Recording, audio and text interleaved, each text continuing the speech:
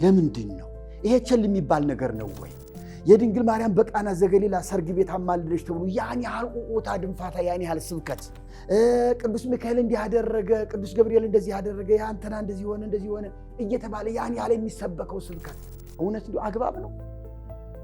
እነዚህ ሁሉ እኮ ኢየሱስን ለመስበክ የመጡ ናቸው። ኢየሱስን ለመግለጥ ለኢየሱስ ምስክርነት የተገለጡ ናቸው እንጂ የኢየሱስን ቦታ ሊጋፉና ሊሻሙ አይገባቸውም፣ አልተፈቀደላቸውም። አብ አንድያ ልጁን ነው የሰጠው። በቃ ስንቀበል አንድያ ልጁን ነው የተቀበል። ከድንግል ማርያም የተቀበልነው ያው አንድ ኢየሱስን።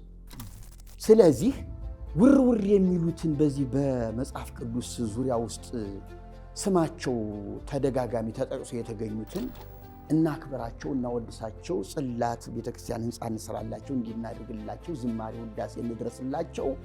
ይህ ፈጽሞ የተሳሳተ ጣዖታዊ ልምድ። ሚካኤል ጣዖት አይደለም የምትሉ ምናልባት በእጃችሁ ስላልሰራችሁት ነው። እንደ እንጨት እንደ ድንጋይ እንደ ሸክላ በእጃችሁ ስላልቀረጻችሁት ነው። አሁን ሚካኤል መንፈስ ነው፣ በእግዚአብሔር ፊት የሚቆም ታላቅ ግሩም መልአክ ነው። ግን ካመለካችሁት ጣዖት አይሆንም። ገብርኤልን ካመለካችሁት ጣዖት አይሆንም። እባካችሁን ወገኖቼ ጥንቃቄ ያለው አኗኗር እንኑር። ክርስትናን እንኑረው ካለ ክርስቲያኖች መሆናችን ካልቀረ የክርስቶስን ብቻ እንስማ።